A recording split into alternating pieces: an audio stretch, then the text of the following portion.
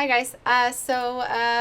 Starting off, if you want your stuff submitted to Critique, you have to go on Istebrak.com and click on the little Google Plus icon. So I've been starting every video by letting you guys know of this. I used to end every video with this information, and people don't usually watch till the end, and they still ask me, how do I submit my stuff? If you join the community, read the rules, you can post your stuff. Make sure you're posting to the right category. Studies have to go into studies. So studies is all the way at the bottom for some reason. I'll put it back up at the top with the most used. And Patreon is always available for anyone willing to support the channel, or anyone looking for an educational alternative to private tutoring at an affordable price. You guys can sign up as apprentices for the month of July. You have a little bit of time left, just a little over 2 weeks, to complete the homework assigned for this month. It's a bit of an extensive assignment, but 2 weeks seems like it might be good enough time to finish the homework and attend our private stream for patrons only. Let's get started for today. Okay, what's going on here? What is this shape? What is this? What's happening to this guy? Did he crack his neck? Because it looks like his neck is completely dislocated. This is because the shoulder and the arm are leading me to think that the neckline is way higher than what you've placed. So this is what I'm reading here. And this is where the head should have been. But you place the head all the way down, it looks like the neck's been cracked. Who would crack the neck of a cutie like this? So let me just see what I can do. Okay. Crapola. We got a really complicated shape over here, Lava. You ain't having mercy on me. Okay. So let me see what I can do. Maybe have assistance. Alright, so I lifted the head a little bit so he has neck space. And maybe have assistance. It's a joke with Lava. I'm sorry. it's from the IT guys. Or the 8 crowd, sorry. Yeah. So I'm just adding a little bit of negative space here. That's actually not what I was having, but that's okay. I don't know if Lava's here with us today, but he will watch this. He will have a laugh. It'll be a gas. Alright.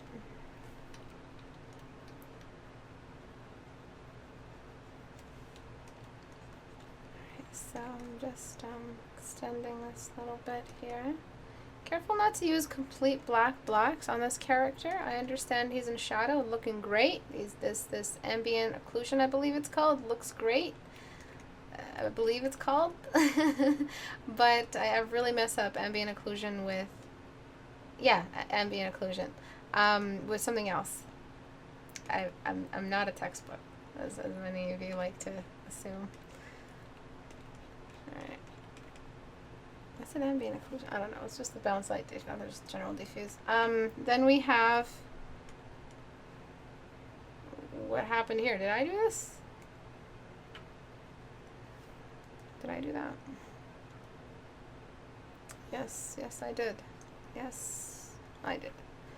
So, merge down, select all, and then come right back. And just bring that back. For some reason I deleted it. I have no idea how. Oh, damn it. Alright.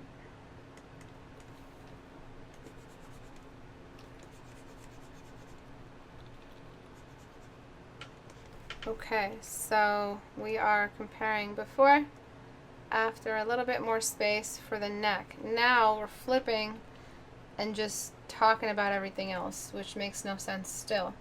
So we fix one thing, a bunch of other things are revealed because the previous issue was hiding proportion problems because of the fact that all the other proportions were built around this false proportion. So you don't really need his hand on this side. What you could have done is just thrown his hand this way. Maybe because he's falling, but at the same time he's okay with falling.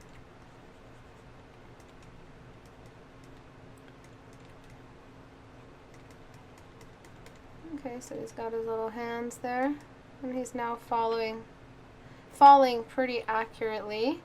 And then there's the fact that one leg is still bigger than the other, but it shouldn't be. One leg, the closest leg, should be bigger than the farthest leg and should be in front of. And how do we show that one object is in front of the other? Well, we layer.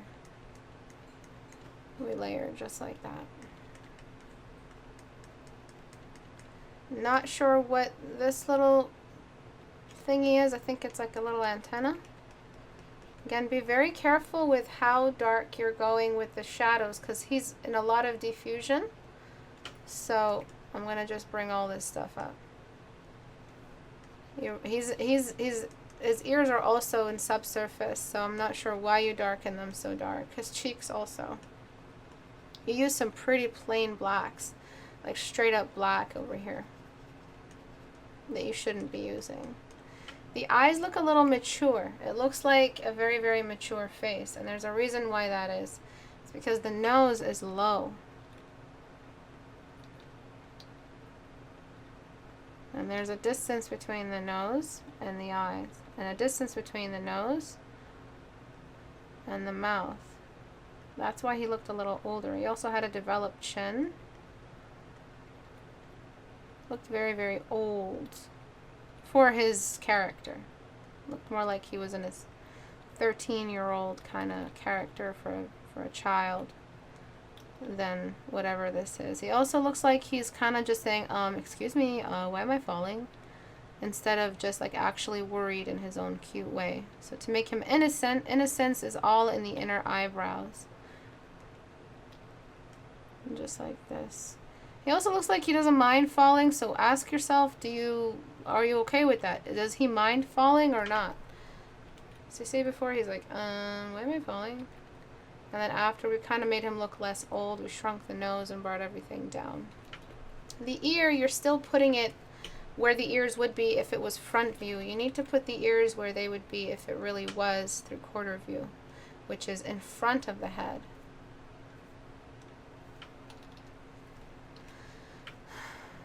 My love, hula, hula, pretty black and bobbin. Alright, so let's flippity flip and take a look at the before. Before, after. There was no neck space, the head was way too big, the head looked very mature, didn't look like the character, and honestly, I suggest you get rid of the eyebrows completely. You've already humanized the eyes, why do you need eyebrows? So you just have to include the eyebrows in as a fur color change. Even if this is a character previously painted that you're trying to make a realistic version of, which I mean, that's okay, I guess, as long as you're trying realistically for fan art in the community. But you should be trying to find a realistic equivalent. And then there's the background. I don't know what you're doing with the background, if this is going to be how you're delivering it in your portfolio, but the background should be much brighter to explain where all this subsurface is coming from. And all this brightness.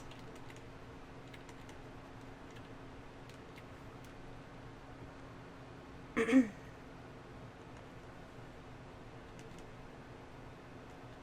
so you got your little antenna here, so we can work with that later on. This farthest part of the ears here gets some white.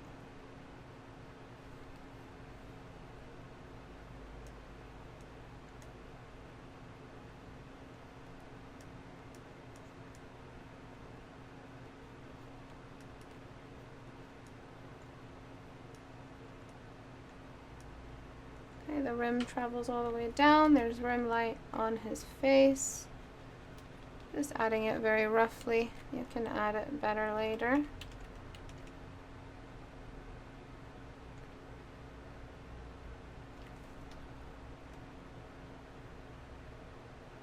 And then there's the sudden cut of the core shadow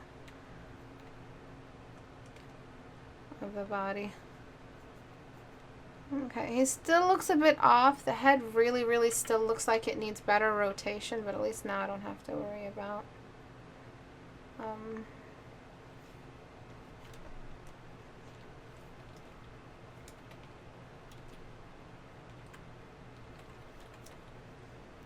The head looks like it can do a bit more of that, just so it looks less broken.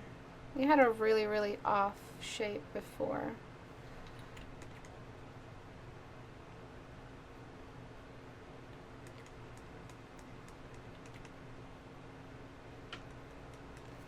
Kind of looks like OC now. Okay, so before, after. And you might want to rotate the face a bit more. The face could be rotated a bit more. Maybe enlarging the head size might help with cuteness.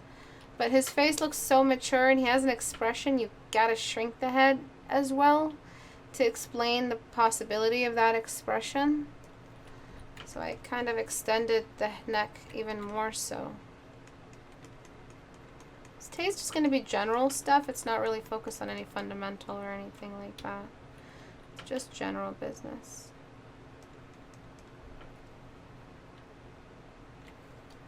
The head feels a lot less twisted.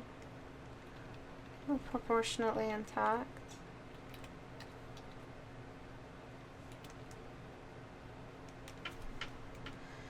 Merge down, before, after, and then the wing you can just complete there.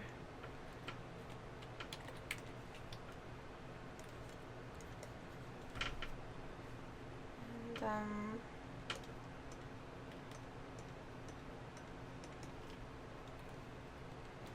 20.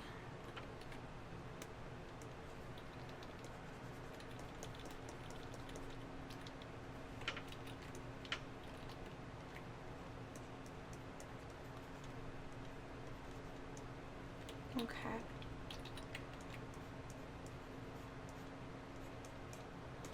All right. Hope that helps. Again, not sure where you were going with that and why that original outline was so disproportionate. Please don't try to render sketches that are not complete or you know, outline properly.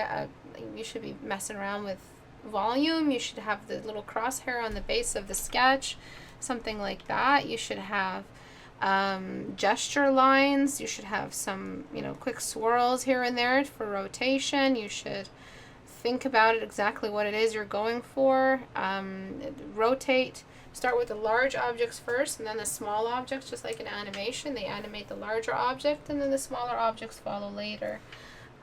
So just be very, very careful with how you're approaching these sketches, because it doesn't matter how much subsurface scattering or rim light you bring, you're still going to have a really, really weird looking drawing, and that's what we just looked at. Weird.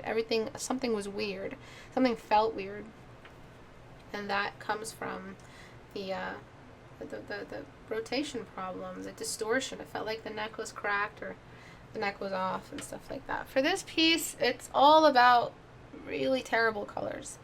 So when we're talking about colors after we grayscale, these colors are just coming from all sorts of angles right now, all kinds of temperatures.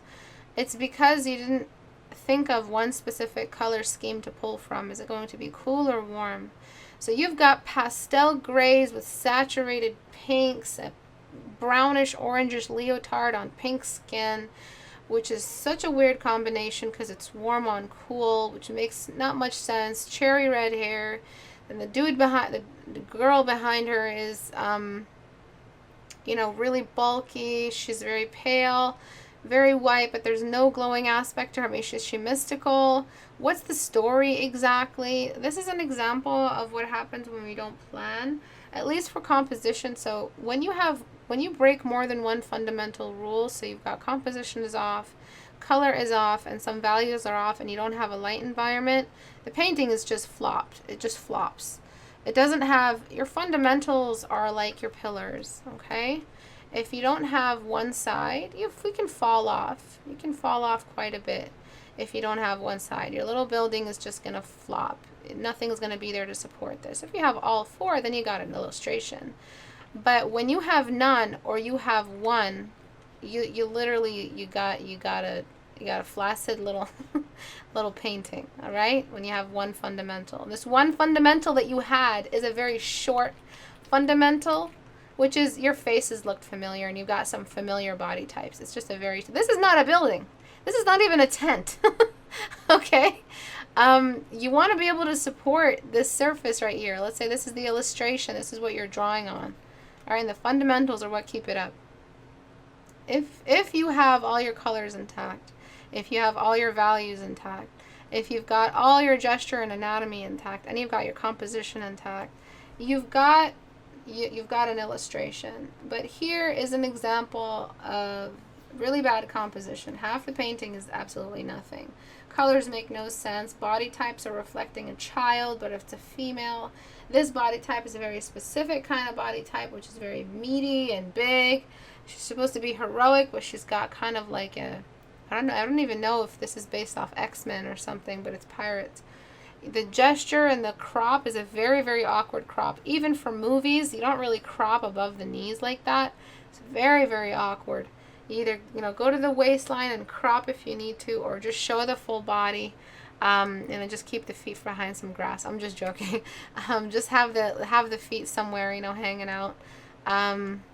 Make it more of a divine scene. It seems like she's a hero that's promised, that is now delivered from a spaceship or something like that. So the character could be standing in the middle. It could be perfect, a perfectly symmetrical scene.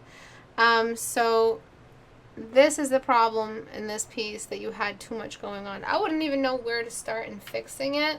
I don't know what to start with. The colors definitely need some work, but even then, once we fix the colors, the composition needs some reorganization and manual painting. It can't just be something Liquify can pull off.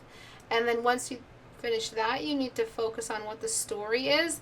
If it's a glowing, heroic hero from the past, bringing with it a promised cherub of strength or something like that, then you need to, deliver that. You need to make this character look more divine. You need to cast less shadows on them. You need to come out with a glow. That glow might change the light environment. And ask the end-all question, what time of day is it? And what's the temperature of the wash that you start off with? It lets you know what time of day is it. If it's a night scene, you'll really get some glow effects happening off the divine character in the background. And then this little cherubim or whatever it is that's holding the knife, the staff or whatever it is, we'll get a chance to kind of come out. Your volume, you're not actually sculpting. A lot of your volumes here are you're just laying down this mesh of values that blend together eventually. There's no core shadow. There's no rhyme or reason to, come on! Alright, there's no rhyme or reason to what you're painting over here. So there's no core shadows on the halfway of every object and above every object. There's not much going on. So I'm not sure, where you're pulling your light source from for this character. That's the question. That's what boggles my mind, is how did you decide where were you going to put shadows if you weren't thinking of the light environment? If you weren't thinking of the direction of the light, how did you just make the decision to put shadow where it is? Can anyone explain this? Can anyone give me insight into the student's mind? Because I remember doing this, and I remember working off a previous light source I once memorized, but that was it. When it came to, I would work in gradients. I think I would just put a gradient wherever I could. So does anyone have any insight as to what you guys do, for those who used to do it at least, what you guys do when you don't know the direction of the light source, but you're still shading? How is that possible? How is that possible? Right, so these little blocks here make all the difference. We've decided on a light source. If she's a silhouette and she's glowing, you got to plan this stuff. You got to make a plan. I understand you really love your story, but nobody's going to love your story if you're not delivering it with some realism. There's a passage from my book that I've been working on, and I really want to read it out to you guys. And I'll probably post pieces of it as I complete it, because it's nearing completion. But I'm basically just discussing that without realism, no one is going to take your story seriously. Period. And that's why we need realism, and that's the term I'm trying to delay. It's realism is what you need to focus on. And realism takes a bit more planning than just getting home, feeling good about drawing, and just jumping in and drawing whatever comes to your mind. You got to plan just a little bit. And I swear to God, it doesn't take more than 30 minutes to sit there and decide where the light source direction is going to come from which characters. Is it going to be multiple light sources? Which one is the strongest? Just so you know, when you add values to forms, a leg is a form study, by the way. An arm is a form study. So when you're deciding on you decided where the direction of the light source is, you now know what to do with the leg. So again, I'm just going to ask you guys. Sometimes you just want to paint without thinking. That's not possible. For me, you can't paint without. Sometimes you want to drive without looking at the road. It's the same exact thing. You don't fucking do that. Okay? When you paint without thinking, you start painting random stuff, especially if you're painting without thinking and you're a novice. You don't have enough fundamental instinctive fundamentals. You don't have autopilot developed yet. You don't have that technology yet. That update hasn't come in. So you're not actually drawing you're actually drawing without thinking. You're actually making mistakes. So please drive looking at the road. For me, it's just made me think it would add detail if I added random shading. Yes, that's what you guys do. If you added random shading, then it would just start looking good on its own. Try paint by numbers, light and shadow to create a memorized face arm. Yeah, starting to look like paint by numbers. I used to just add shadow wherever I wanted to, wherever I wanted to back in the day. Yeah, don't crop at a joint if I remember right. I think I used to just go to light in the center and dark edges where it was terrible, and dark in the edges, which was terrible. So I used to just go light in the center and dark at the edges. I think that's even if when you guys get better, you start to apply that to like the light is on the camera is essentially what you're describing. You guys just, your favorite lighting is light at the camera because it reminds you of lines, where lines used to be on the edges and the lighter colors used to be in the middle. That's line dependency. Nico Mimi put up the tent emoji. That's so cute. The older I get, the more I realize masters even plan things. Yes. I think composition is a bitch, honestly. It always messes up things. It's not that bad. Just think of it as a stage and think of it as cinema. If you're having a lot of trouble figuring out composition, choose your favorite scene from a movie, a good movie. I'm not talking about some cheap Marvel movie. I mean a good movie that has great framing and great just great staging. I'm trying to delay the use of cinematography because it's not what you guys always refer to. Cinematography is not. Anyway, and just copy it. Copy where everyone is placed, but add your story to it. You can shamelessly copy movie frames and, just filming. I think I used to just go like the other. Honestly, painting without thinking is just abstract art. Yes. Hell yeah, drive without thinking about the road. No, it's look at the road when you drive. Alright, you guys are getting out of hand. So yes, remember this little tent that you're trying to pitch. It won't stand up straight if you're not planning. For this piece, the contrast is off the charts. But if you have to have this, you need to be making it so that everything the light can reach is also off the charts. Alright? So, just to make sure this is perfect, I'm going to build a very, very defined route for this, where this sits, which is here. Alright, this is the environment, the neighborhood, the region, outside of cast shadows. This is what it does. What you had before was a lot of drowning light and some values were shared between the darks, and that doesn't make any sense because there should be a lot more of a distinct difference between anything in the shadow and anything in the light. Like it's a really, really drowning sunset light where things are dark where they're dark and light where they're light. And there's no middle ground. Another thing is that you were missing some areas that needed some light, just light exposure. So like the top of her shirt here. And I don't get it. The cast shadow of her neck is pointing down and onto her shirt. Light direction is just so disrespected with you guys. How do you decide on values if you don't know where the light is coming from? How do you guys do it is my question. Do you have like multiple lights going on in there? It makes no sense how that's even possible. So I'm just deciding on some really, really basic light here.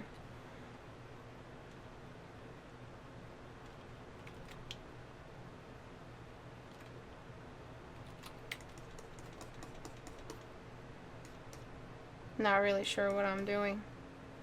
And there's her cast shadow on the ground, which is completely missing.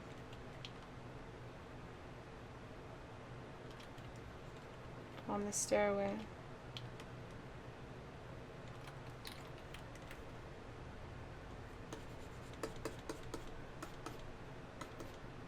Okay, as for colors, your colors are, you're not ready for colors, but what you can do is make everything blue where it needs to be blue, and everything yellow where there is light. Okay, so this is going to take me a second. And the light color I'm talking about, I can't do it everywhere, I'm not sure. Because you're really stylizing the contrast, and I'm not giving you a ticket to stylize, I'm giving you a ticket to some studies. To giving you a one-way ticket to Studyville, to study world, alright?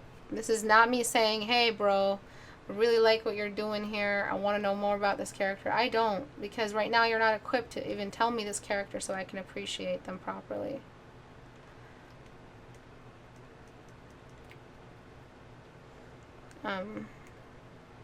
So let me just select inverse. Take care of this little dude.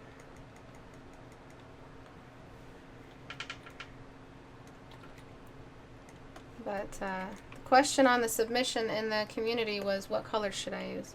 Because you did such an intense job with the contrast, these are the colors you use.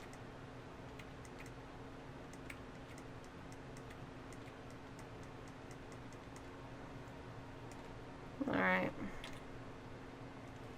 Anywhere where there is light, we use soft light with yellow.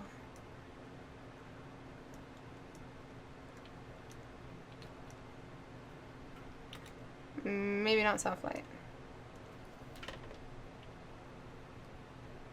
Anywhere. This just seems like a good color. Let me see.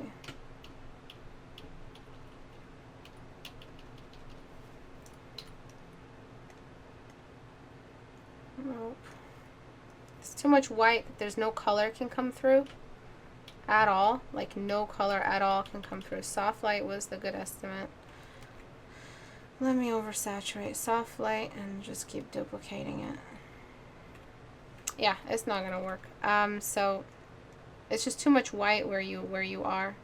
So right now what you can do is just stick with this monochromatic color and just focus on your contrast.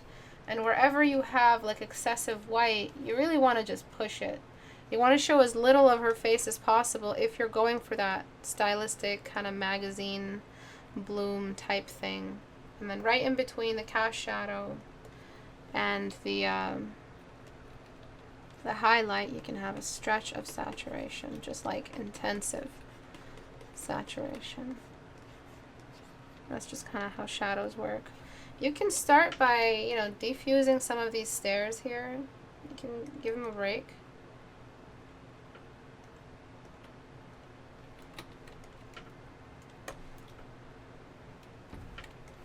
And just throw in some bounce light. Simple bounce light towards the base. And then just start blending all those blocks I added. So I would blend around the shirt. Again, I'm not sure why things are so intensely contrasted, but move with it. if you gotta.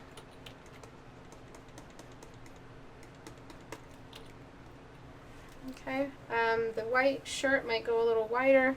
You can just make the whole shirt a blank color. If you wanted to go for that flatness, make the whole shirt without any shading at all, because it's just another extension of the style. You can do something like that. You can make the whole shirt white.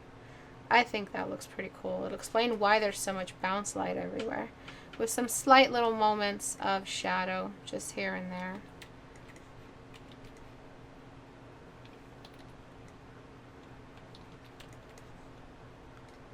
Just little moments of it.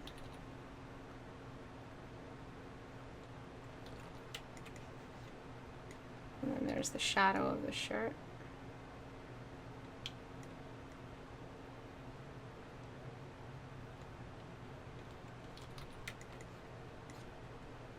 Just like that. That's it for today. Actually, I'm going to take a look at this one. It's just going to be about scale. But really the moral of the story for this piece is that you bit way more than you could chew. And you should take a step back and see if this is really that important to you as an illustration to complete right now. Because it's missing a lot of fundamentals. And it's another example of your painting falling apart because fundamentals just aren't intact.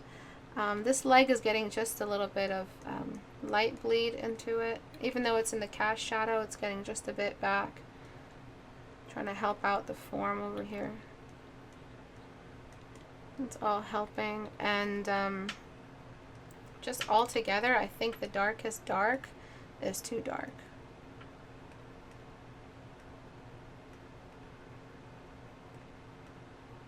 Too much of a jump. If the lights now have blue in them, I mean, what you could have done is you could have made it so that we're shifting over into green at least for areas that are in the light. You can get a color that is completely different in the light than it is in the shadow. But I like the monochromatic, kind of going for a basic minimalism, which might help you. I hope this has helped you. Congrats on finishing your 14-day challenge. Very nice. For this piece, post it. If you finished it, post it. I might be able to take a look at it. This piece here just needs a smaller head. She had a very, very large head before, which kind of made her look like she had childlike features. That said, where you're going right now with the illustration, speaking of the 14-day challenge, is some of you really have to finish paintings. Some of you actually have paintings you're obligated to finish. Like, you have the responsibility to finish them. And I can't just sit there and saying, don't finish it, go into study.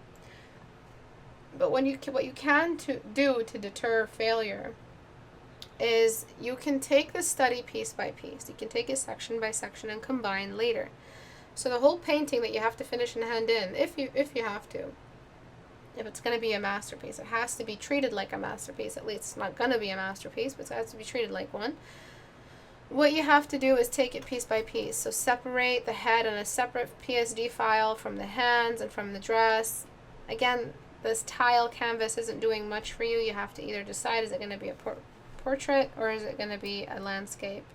This is a sitting lady, so it's going to have to stay a portrait.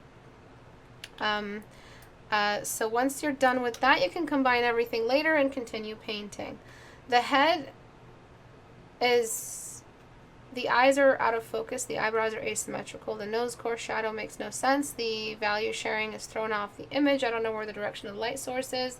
Some areas are really, really over-rendered. The lower eyelids are almost drawn in like an outline.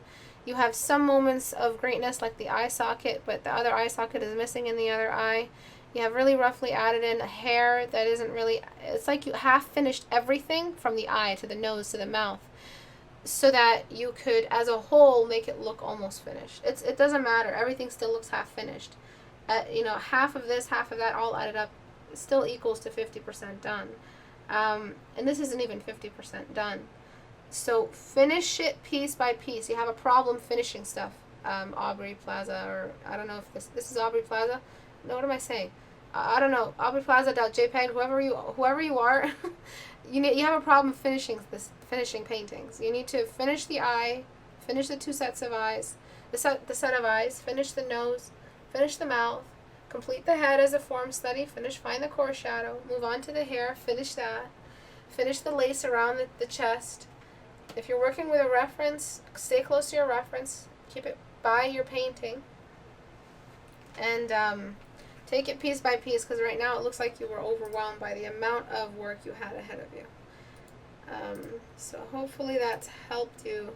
Not sure why the head, I'm seeing this as a dress, which is why the head looked big.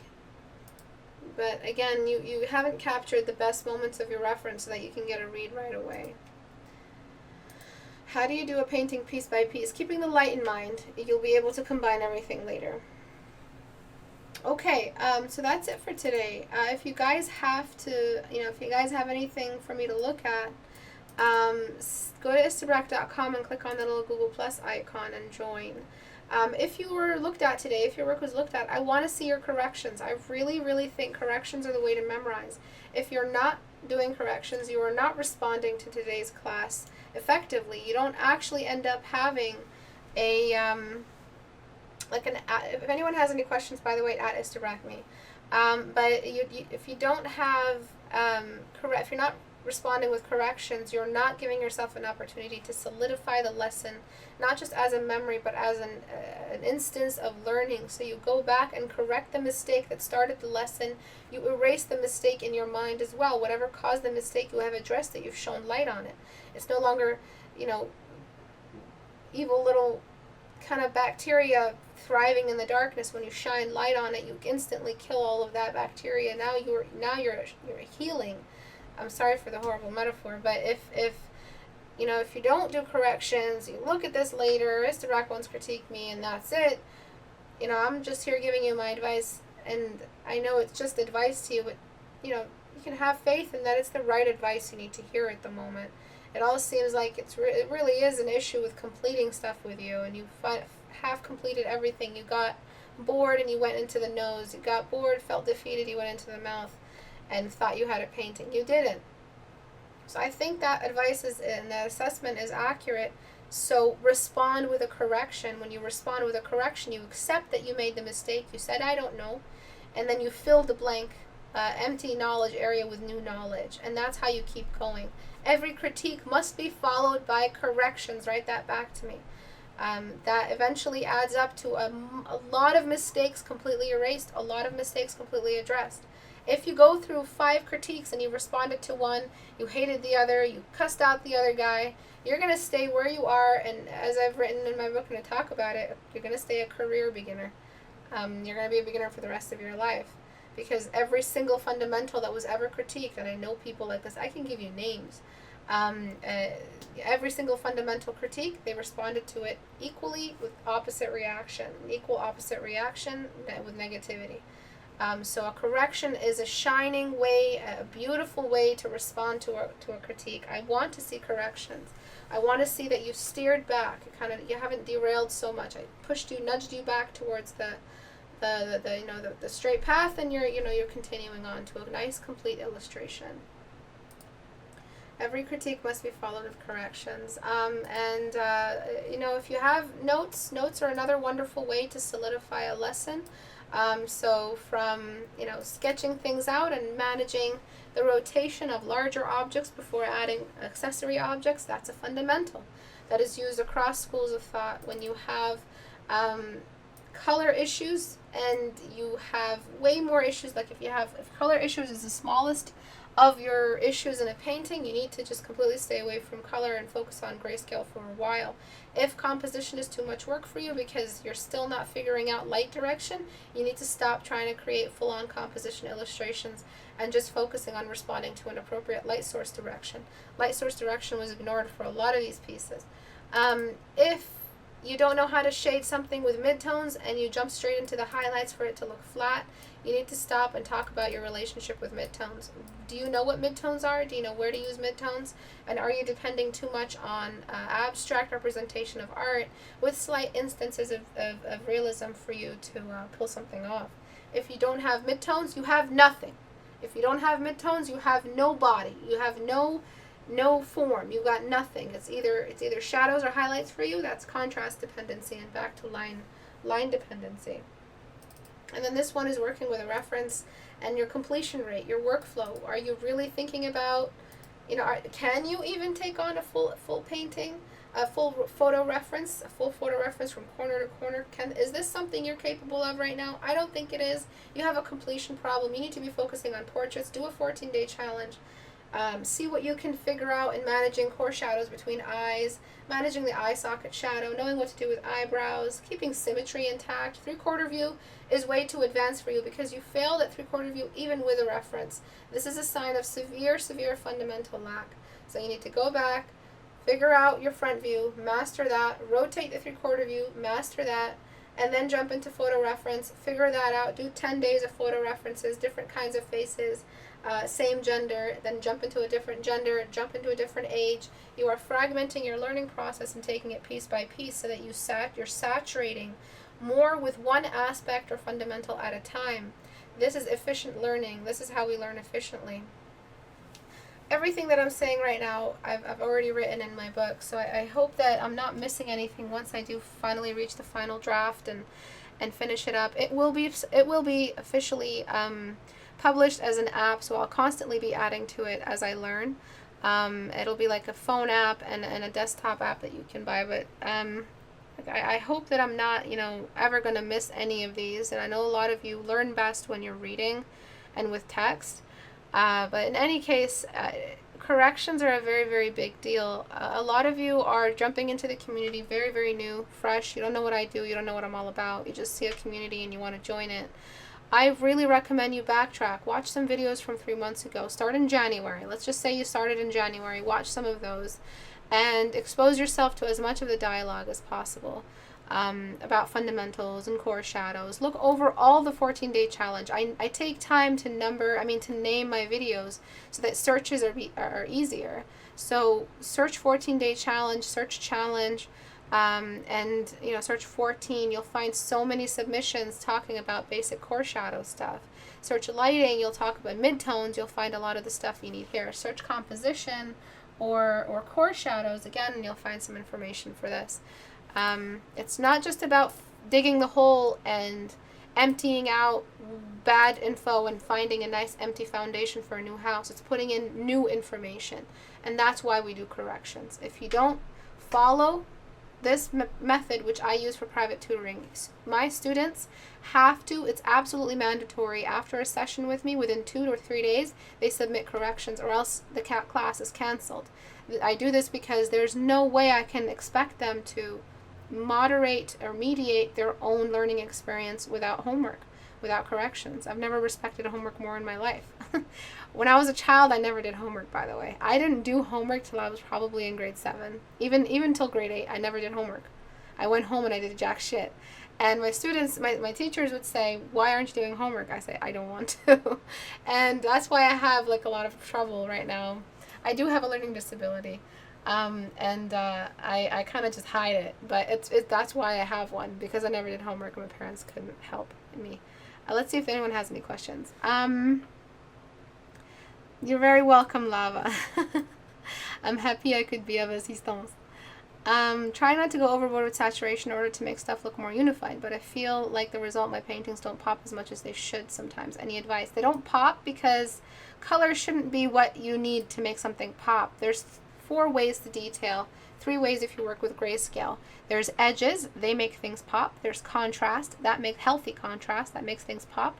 There's detail, your focus will pop right out if you shrink your brush and add in some fine detail.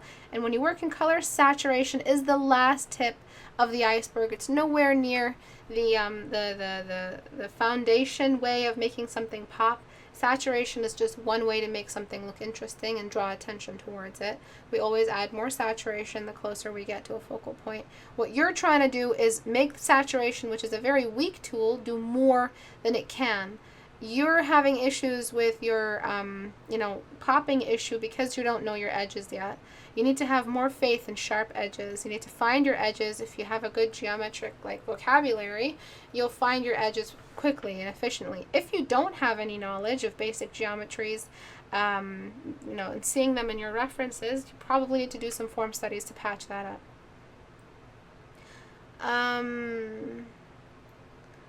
Any more questions? Any physical prints? I'm not sure. Physical prints is a little bit complicated. I'm trying to stay as unattached to agencies or marketing agencies or publishers as much as possible. I think they're the devil.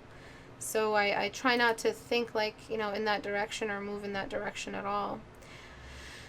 You're very, very welcome, Mimi. I'm so happy that the community has helped you. What level should I be to get the most out of my one-on-one tutoring? I don't have any minimal skill level. The younger you are, the less you know, the quicker you'll improve under my tutelage, because I jump straight into fundamentals. The biggest issue for a beginner who has zero experience is dealing with digital stuff. Dealing with the tablet, dealing with Photoshop, that's the biggest learning curve. I'd say dealing with digital shift is more complicated than form studies, because form studies can be sketched and appreciated traditionally, but if you don't know how to use your lasso tool, you're going to have a lot of trouble. So I try to find students that can work with Photoshop at least, or know some of the basic tools, have a tablet. You don't have to have Photoshop, at least have something by which you can paint your homework. So that's kind of like my condition. There's no minimal skill level for when I tutor. I choose a student based off their character. I kind of put them through a couple of screening questions. If the student feels like someone that, you know, they're going to learn, they're not here to get some expecting some sort of fantastical improvement for some anime future they're bent on, then I don't accept that student.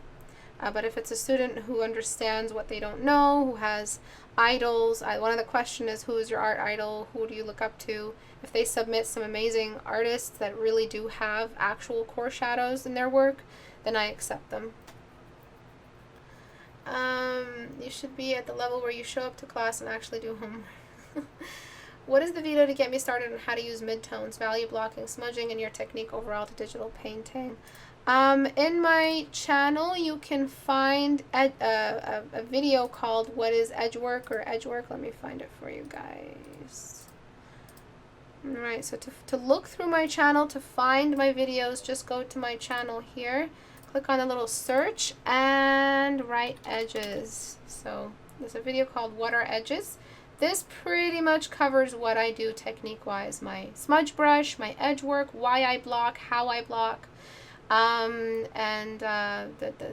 There's the recent one right here, edges, blocking in hard edges in detail, edges, focal point, and more. There's a lot of them. So just search up your desired topic, and you probably can find a lot of videos based off that topic. So remember, it's 2 videos a week for years now, so it's a lot of videos. And that's it for today. Thank you everyone for joining. Click on the little Google Plus to join the class, and if you're interested in Patreon, you can support me on Patreon. You guys still have homework. For any apprentices who wish to join, you still have time for homework for the end of the month. Thank you everyone for watching. I'll see you guys around. Bye.